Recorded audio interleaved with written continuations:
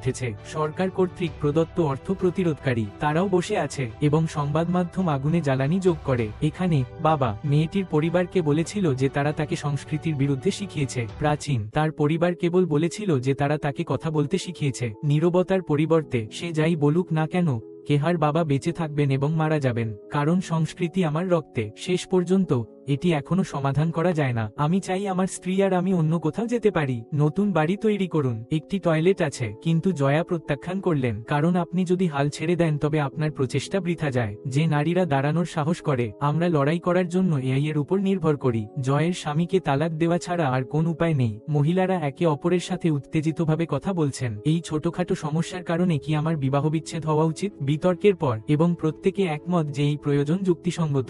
বাড়ি পৌঁছলে তারা সকলেই স্লোগান দেয়। 6 দিন এবং 6 রাত তার স্বামীকে টয়লেট তৈরি করতে বলছে। আপনার স্বামী আপনাকে রান্না করতে দিন। 8টি হোম সুইপ ধুয়ে ফেলুন। এমনকি যদি আপনার স্বামী আপনাকে মারধর করে তবে আপনি এখনো তা করেন না। চ্যালেঞ্জ 6 দিন 6 রাত কো ঘৃণা শুরু। টার্নিং পয়েন্ট হয়েছে। পেটে ব্যথার কারণে নামের দাদি বেদনাদায়কভাবে পড়ে গেলেন। বাবা তার মাকে এমনভাবে দেখতে ছুটে গেলেন। আমি কিভাবে আবার একমত হতে পারি? টয়লেটের দিকে তাকালেন। ঈশ্বর ও তার মায়ের লড়াই। অবশেষে তিনি দরজাটি কাঁধে রাখতে তাকে সাহায্য করেছিলেন। আমি বাথরুমে গিয়েছিলাম। নিজের মধ্যে কুসংস্কার ধুয়ে ফেলুন। ক্রোধ তার চূড়ান্ত পর্যায়ে পৌঁছেছে। সরকারকে চ্যালেঞ্জ জানাতে সকল নারী বিবাহ বিচ্ছেদ চেয়েছিল। সমাধান করার উপায় খুঁজে প্রধানমন্ত্রী একটি সমাধান নিয়ে এসেছেন। আমি 7 দিনের জন্য সব টয়লেট লক করে রেখেছি। পুরুষদের অনুভূতির মধ্য দিয়ে যেতে দিন। যে মহিলারা কখনো স্বাদ পেয়েছে, শুধু মানুষই বুঝতে পারে না, তারা বিক্ষোভের সামনে দাঁড়িয়ে আছে। এই পদক্ষেপের বিরোধিতা করুন। আমি সাংবাদিকদের দ্বারা ঘিরেছিলাম। তারা অনেক কিছু জিজ্ঞাসা করে, কিন্তু আপনি সবকিছু উপেক্ষা করে চলে গেলেন। কিন্তু আপনার স্বামী আলাদা। আপনি উত্তর। তারা যা জিজ্ঞাসা করে এবং ভিতরে যান। দম্পতিরা আদালতের সামনে বসেছিলেন। তবে এই বিবাহ বিচ্ছেদ অন্য যে কোনো কিছুর চেয়ে আলাদা। তারা একে অপরকে সাহায্য করার জন্য ছেড়ে যায়। বিচারক বিবাহ বিচ্ছেদ নিশ্চিত করার জন্য প্রস্তুত। তারপরে একটি চিঠি পাঠানো হয়। সরকার টয়লেট তৈরির অনুরোধ গ্রহণ করছে। বিবাহ বিচ্ছেদ বাতিল করা হয়েছে। সবাই এত উত্তেজিত ছিল। বাবা কেহা তারা 2 জনকে টয়লেট তৈরি করতেও রাজি হয়েছিল। বাড়িতে তারা একসাথে ছিল। কাটা তাদের নিজস্ব টয়লেট জন্য উদ্বোধনী টেপ। একসাথে কঠিন দিন। এখন তারা যেতে পেরে খুশি। এটা আমার ছাদের নিচে। ভারতীয় দুঃখের মতো দুঃখ আসলেই নেই। অনেক আছে, এর চেয়েও খারাপ। আমরা জানি না। এই সিনেমার মাধ্যমে আমাদের নিজেদের জানা উচিত। আপনার চারপাশের নারীদের প্রতি সদয় হন। ছেলেরা ইতিমধ্যে বড় মধ্যে পৌঁছে যাচ্ছে।